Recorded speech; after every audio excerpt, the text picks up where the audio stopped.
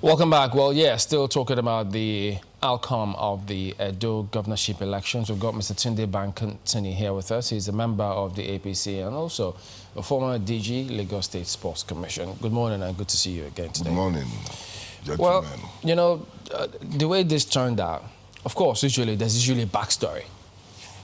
Can you let us into some of this? What do you think happened? Let me first thank the president.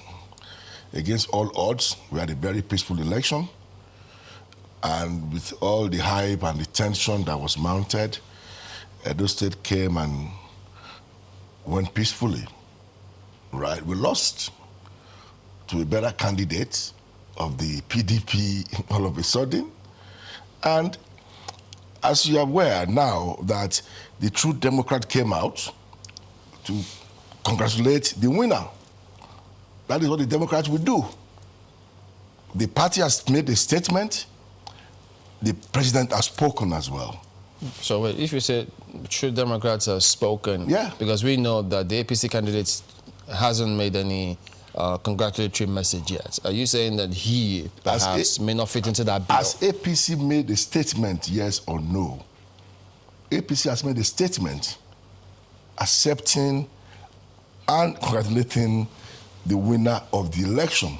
So the comment of Isayama will be immaterial? He's a candidate of the party. His name is on the ballot paper. APC was on the ballot paper. Do you understand me? So don't let, if he feels he has any other case than to congratulate the winner of the election that was closely monitored by everybody around the world, because that was an epic episode. Does it suggest then that the leadership in Abuja and perhaps in Edo, they don't seem to be on the same page on this? I don't understand what you mean by that. You journalists, you are there. No, but we're you not saw there what for happened. The backstory, which is what we're asking you to tell us. What is the backstory? The we're build not up members to the election. Of the party. The build up to the election, you guys are very much aware. Everybody will run to you for their side of the story. Even there was a paid advert on this election, you understand me, going around the whole major channels in the country, you understand me? But the party position was clear, and the government position was clear. Why do you think your party lost? We lost for 2 reasons. I was in this studio a few months ago, and I spoke about the manner of the former chairman, and I believe my brother took me on there, and I told him clearly he only has one vote, period. The manner at which you disregard a sitting governor in a state where you have only one senator against 2 of PDP, I mean, they don't even know what was on the table. This is in a way, this is in a way, corroborating the question that Chamberlain asked, that perhaps there is a crack in the palace. Excuse me. What we saw, if you remember what Aaron Wilson said, he said, "A day is a long time in politics." It has come to play. Oyego trying to stop Obaseki, consumed him as a party chairman, consumed him politically. So, on a personal vendetta, Yoruba man will say, "To ba form olagbo ma fokun le fun ni." You said Oyego tried to stop Obaseki. Sorry, Oshiomhole tried to stop Obaseki. That consumed him. And right as we speak now, probably we might be seeing an end to a brilliant political era.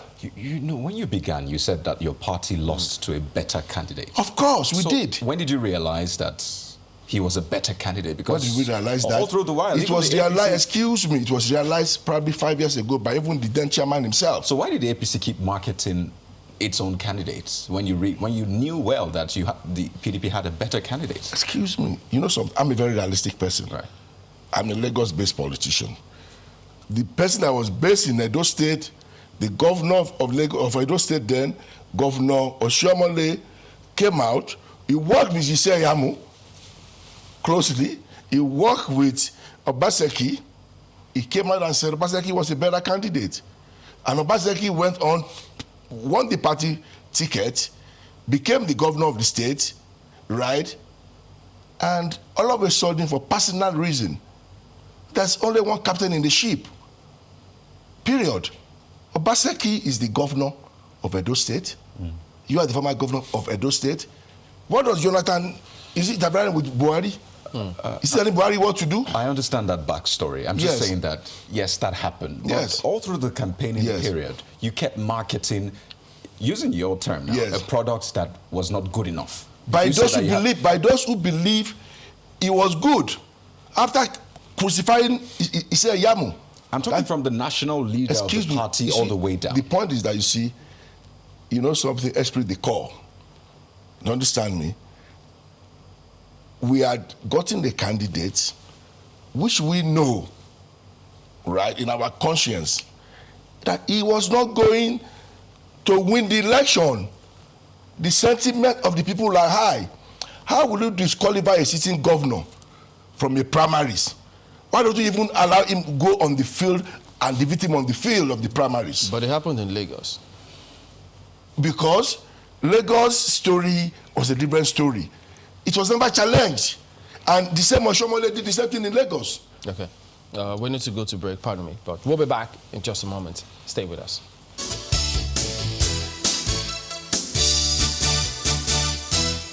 All right, welcome back to Sunrise. Not to worry, you didn't miss anything because we still got Mr. Tunde Bankantini here with us. You were talking about, he played out in Lagos. Yes, played out in Lagos in a manner that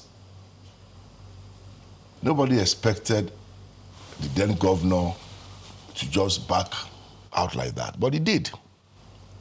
He did. He had every reason to go out and fight for his mandate. But what happened? They brought in the so-called direct primaries, where they declared the current governor now, he had 800 and something thousand within the party. But in the general election, what did he score? In the same direct primaries, they gave the president 2,272,000 votes. In the general election, the president scored 580,000 votes. So those direct primaries are what, inflated figures? You answer it yourself for me. If I tell you within APC, 2,272,000 voted for Buhari for the primaries, and in general election, 580,000 voted for him in the primaries, in the general election. Same thing for the governorship election. In Lagos State primaries, Governor Sanwo-Olu had over 800 and something thousand votes within the party, within the APC members in Lagos State. What did he score for the general election in Lagos State? So Lagos State was a different case entirely where the governor stood back. What happened to us in Zamfara? What happened to us in the rivers? Okay. Yesterday we spoke to the governor of Kaduna State, and he said that, yes, the polls showed that they were leading 3 weeks before the election, that some things happened, which perhaps the party will have to look inwards and see where did they get it wrong. Yeah, APC, where did they get it wrong? But people have attributed it to different things. Okay, like some even talked about the clip that was made by Asiwaju about the elections. Some thought that there was supposed to be a grand finale in Edo, but that didn't happen. What do you think about those two areas? See, I even add a thought to it, which I start from. I will start from that position. One, the manner which the former chairman of Shomole turned the election to a personal issue, right, to a very personal issue, did not help matter at all. When people know what the relationship you guys had together, right, and people testify, the people in Ondo State said, this governor is a performing governor. So for you to bring somebody you call a thief, you call names already, to somebody you said God win and God will always win at any point in time, was a difficult hurdle. Second thing, Asiwaju video, Asiwaju broadcast, I don't know who advised him. I don't think I can imagine the damage that did to the party in the state. What is his stake there? Is he the chairman of the party in the state? Is he the South-South chairman? Is he the national chairman? If you call yourself a Democrat, please, let's define what the Democrat is. He is the national chairman of the your national party. leader. A national leader. What does that connote? What does that mean? Where does he sit in the party? When we had crisis in the party, was he invited to solve the crisis? Was he in that meeting? When this committee that has not congratulated this Governor Obaseki. But didn't they visit him afterwards to explain why certain things are going on? They visited all the 6 geographical area. And the visit is more than visit. It's for the future of the party. How do we move forward? We realize that the registration of the members of our party is not right. We have to start the new registration very soon. So if you go out there, that you are in Lagos, you sit in Lagos, you are telling people in the next house to go and vote for somebody on what premise? But you said esprit de corps. That's yes, what you said earlier. Isn't that part of esprit de corps? Esprit de corps that has cost us one of the reasons that we lost Edo State. That's what Edo no be Lagos. That has been out. That has been a slogan even before your broadcast. You still went there, or you sat down in Lagos and you are telling them you are a Democrat. Is Ondo equally dicey? Well, the way things are now, I'll be honest with you, we have to work extra hard in Ondo State. So we don't expect anybody to go and broadcast anything in Ondo State. Let Ondo State people handle their issue. Let Arakunri face his people and win the mandate he won 4 years ago. When you say your party has to work extra hard, yeah, what does that mean? Because a deputy governor left the party, right? We know his strength. I will not deceive you. Agbola is not a pushover. We know where he was a former House of Rep member. He was a former local government chairman, right? He did a major role. We know where he's coming from. But he couldn't secure the ticket. From the water side. He couldn't secure tickets of PDP. How will he secure the ticket in PDP? He went there in how many days? And he scored about 600 votes. I will tell you something. Is that political miscalculation? On his part? You see, when you don't have that thing, you don't have it, right? He wants to the political calculator? The calculation he made, if I were Jagede, I will make Agbola my running mate. Simple. To replicate what happened in Edo State. I mean, Ondo State, I'm telling you, it should be hard, but we will win Ondo State. That's the extra hard. Okay. But we also have two gentlemen who have got some perspectives. Well, Victor Gewa is a legal practitioner. He did observe the elections there, as well as Emmanuel Igbini, who also observed the elections, but he has equally contested I think 3 times as governorship candidate of his own political party. Gentlemen, thank you for joining us. Well, let me start with you, Mr. Igbini. Could you talk to us about what you saw? You were also on ground before you left the town after the elections. What did you see, how this played out?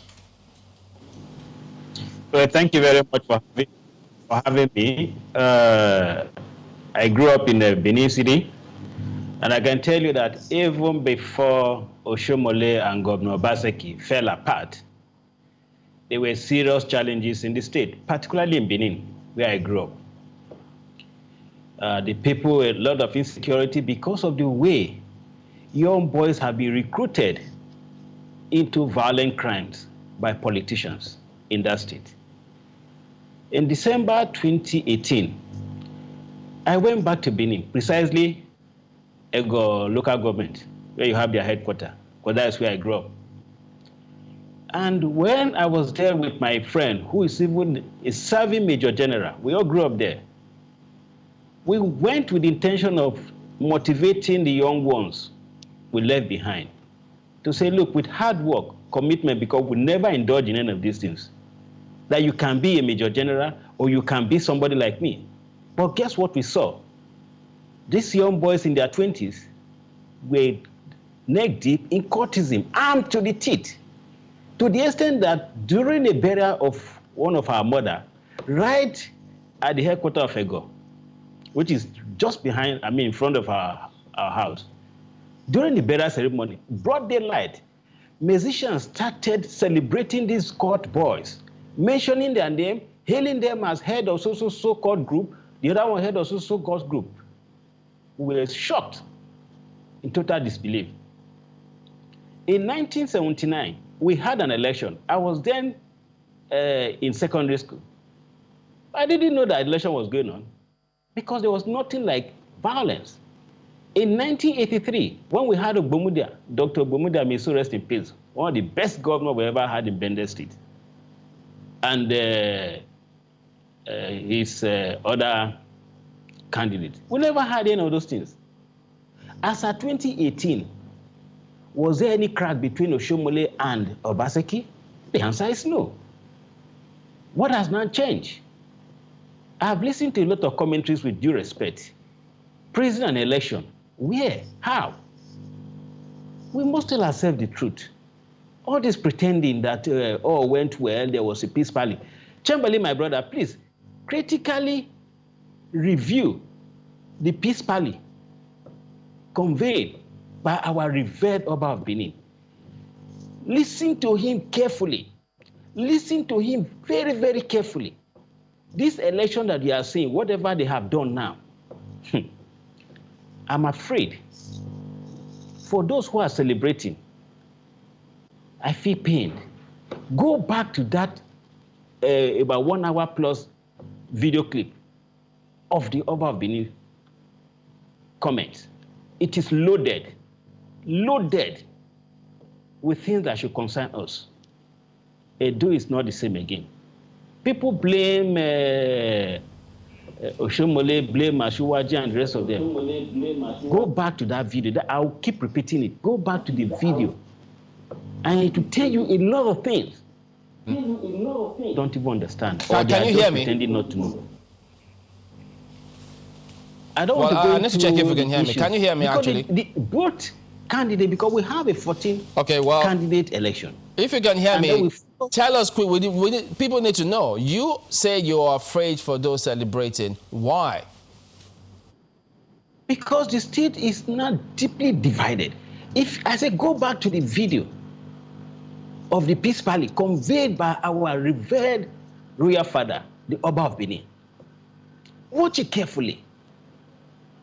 And you will see that he raised very fundamental issues that nobody probably, or some people are scared to discuss in the open. I told you as of 2018, when I visited Benin, where I grew up, a local government headquarters, to be precise, our house is right behind it. We used to have street football matches in that land where they have the headquarters. And what did we see? I went with my childhood friend, who is a serving major general in the Nigerian army, well respected. We went to motivate young ones, but what did we see on ground? Okay, well, we'll get that point you made earlier as well. Let me bring in Victor Giwa. He was also on ground, and he still is, I reckon. Mr. Giwa, yes, you observed the elections, and then they've talked about the conduct of the umpire, the security component, how the people conducted themselves. Do they all contribute, and to what extent, to how these elections turned out? What did you see? Yeah, thank you so much, Chamberlain. We were in the various local governments, about the 18 local governments in Edo State. And like I said in one of my interviews, firstly, the security agency, for the first time in our record of observing election in Nigeria, they conducted themselves, orderly. They were civil. They were people-friendly. They were designed for the purpose of the election. I must tell you, we have all the various security agencies deployed, for the Edo State election. I saw the DSS. I saw the Nigerian Police Force. We saw the Nigeria Immigration, the Custom. We saw the Civil Defense. And all these security agencies, they were deployed to specific area. The military were in the highways. They were within the highways and the borders, the bordering areas of the state. The civil defense were patrolling. The police and the DSS Some of them were at the polling units unarmed. And so they conducted themselves in such a way that it provided to a very large extent the environment for us to have a free and relatively fair election on the 19th of September in Edo State. Also say that the people of Edo State also played a very key role in ensuring that not only did they come out to vote, but to ensure that their vote counts, that their vote is protected. At a point somewhere in East and West, when we visited some of the polling units, I was shocked personally when I got to a particular polling unit. All the voters were seated, and myself and my colleagues were surprised at why were they sitting down. And they told us that they were sitting down because they have finished their voting. That was about 2:30. Mr. Giwa, thank you for... They were sitting down just one moment. Let's bring this back to the studio. You've spoken about what your observation about the elections and all of that, and the number of people, the way the people and the security agents compose themselves. But the interest here, Mr. Bankintini, is the people. There is that concern which we raised earlier with Bishop Kuka, the fact that much lower number of people, some 1.7 million plus registered voters were supposed to vote. They all had their voter cards with them, but just a little over 500,000 or thereabout came out to vote. How significant is that for you? Well, it's very, very significant because the trend, if you look at the figures from 2003, when I believe, anyway, that's a magic figure anyway, 73%. That was the OBG days, the Obasanjo days in power, you understand me? But gradually, people are coming out, and we are seeing the real, what about democracy? That is the honest truth. That is the honest truth. Because right now, it's very easy for me to tell you how many registered voters are in Gusape. You understand me? How many are accredited? So I can tell you what the results are going to be. Okay, but let me take you back to your party. Yes. Your candidate in that election was, he put up a fairly good challenge. Yeah. More than 200,000 votes, even though, as you said, he lost to a better candidate. What kind of picture do you think that paints for you of your party's candidate status in the state? Well, don't forget that party was the only party in the state. So that is a factor one, right? And in politics, you stay loyal to your cause, to your party. But in this election, Ezeyamu is not a pushover in Edo State politics. With due respect to him, he's not a pushover at all. He's more entrenched in politics even than Obaseki. But a lot of things work against him. Let's take that away. That is the fact. What are the things that worked against him? I've said it here, that for me, it's a true reflection of democracy. I feel good. I'm an APC member. I feel good that Obaseki won that election. Because I'm telling you, I feel good about it. Because it's end to Godfatherism is starting. Let the people's vote count. How many people will do a 4-year tenure? You want them to, then you come out and say they're not doing what you expect them to do. Then you want to cut them short? When you yourself did not, you are not cut short of your own term allowed by our constitution. When are we going to stop that kind of mentality? Is this even crack, in America? When you say this is just starting, is this crack going to get wider for the party ahead of 2023? You see, there is only in few places, and I'm sorry to say, in few places that you see this kind of dictatorial tendency, that it has to be dictated even to the councillor level. Sir, who's dictating to who? The leaders of the party, especially in Lagos State. The current leaders of the party? In Lagos State, yes. That is the fact. And that is what Oshomole was trying to do in Edo State as well. Isn't there a way your constitution, the constitution of your party, checks that kind of activity or action? I mean, we are entering a new era now in APC, right? And what has happened in Edo State has shown that, you know what, I mean, go out there, do what you have to do, stand up for what you believe in, and you get results. Some of us have that belief. I will not be dictated to by anybody. But you haven't answered the question. Is there a way that the party constitution, you know, allows or disallows or discourages that kind of thing? And if it happens, is there a disciplinary measure? You see, the point is that no party constitution or party document will allow unfairness in black and white. But when you have troops already who are totally compromised, right, who believe they don't have a voice, he showed he had a voice. That was what made the difference.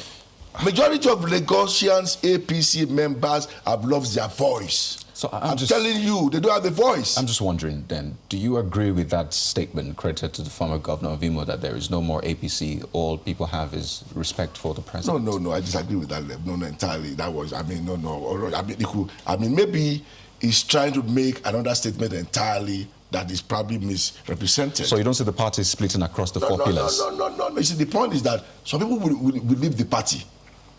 Some people will leave the party. Like who? Just watch. They will leave the party. Just watch, they will leave the party. Any idea of the caliber of the people that will leave the party? Maybe the biggest caliber, the lowest caliber, they will leave the party. But the party will survive. People left PDP. PDP survived. No, I'm talking about the four pillars that came together to form the party, not the PDP. Do you think that one of those pillars we could see that even a pillar is gone already. PDP is almost gone now. Atiku left. Tambawa left. Saraki left. So it's not, I mean, and the party is still standing.